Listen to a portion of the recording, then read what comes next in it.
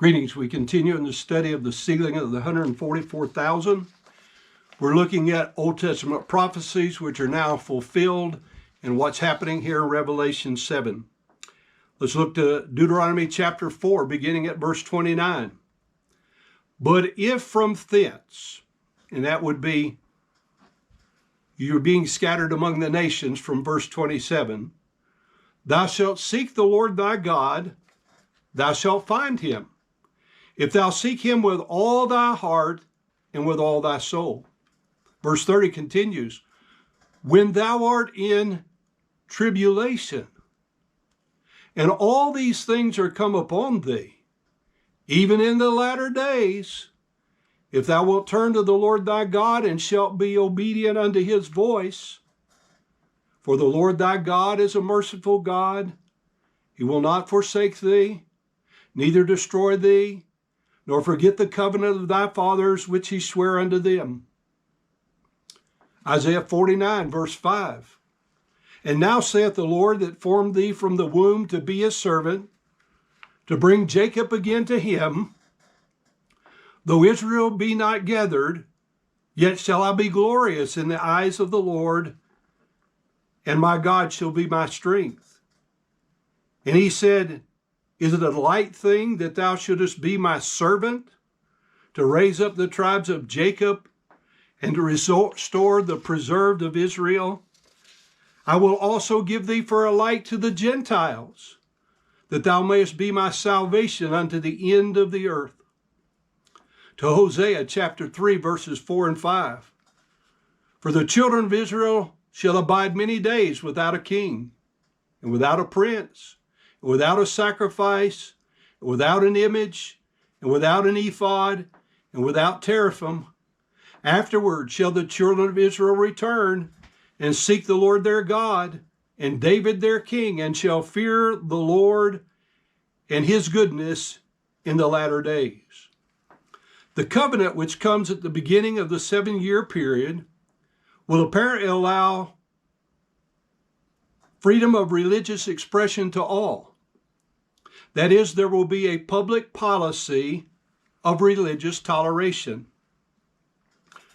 Meanwhile, they can have, and apparently will have, a private agenda of, quote, ethnic cleansing. With this in mind, we need to read Daniel 8:25, where it says, and through his policy, this word, Hebrew word means intelligence, success, discretion, knowledge, prudence, sense, understanding, wisdom. Also he shall craft, that is, deceit and fraud, to prosper in his hand. And he shall magnify himself in his heart, and by peace, by security and quietness, shall destroy many. Thus we conclude that those who are about to be destroyed by this peaceful execution of the deceitful policy are those which we saw in the fifth seal. Those yet to be killed, who were also referenced in the fifth seal, are those who will be destroyed after the public change of policy. This change of policy occurs around the middle of the 7-year period, thus the beginning of the time of Jacob's trouble, or the Great Tribulation. The 144,000 who will be sealed will be some, not necessarily all of those, who have been faithfully doing God's service of preaching the gospel during the previous 3.5 years.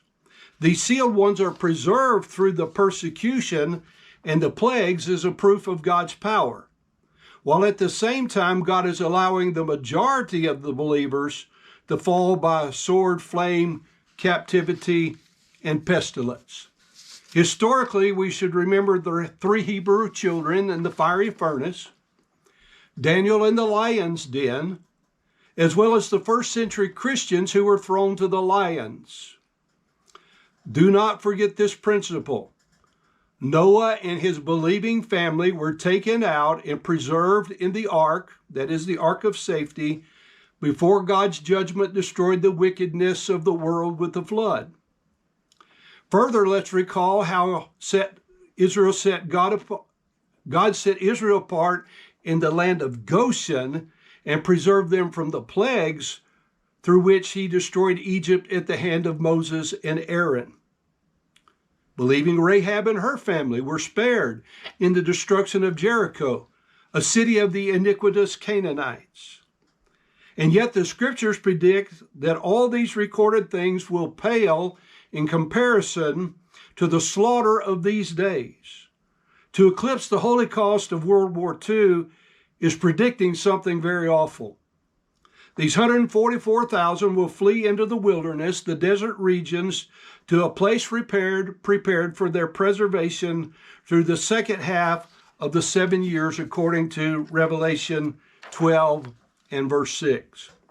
Most scholars agree that this will be the ancient rock fortress known as Petra, which lies southeast of the Dead Sea in the country of Jordan today, about halfway between the Dead Sea and the Gulf of Aqaba in the Sinai Peninsula.